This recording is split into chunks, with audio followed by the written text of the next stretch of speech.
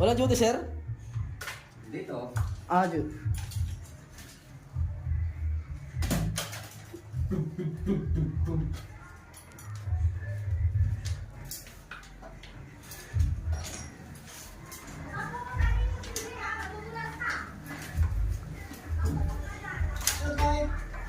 Hindi ka pulis.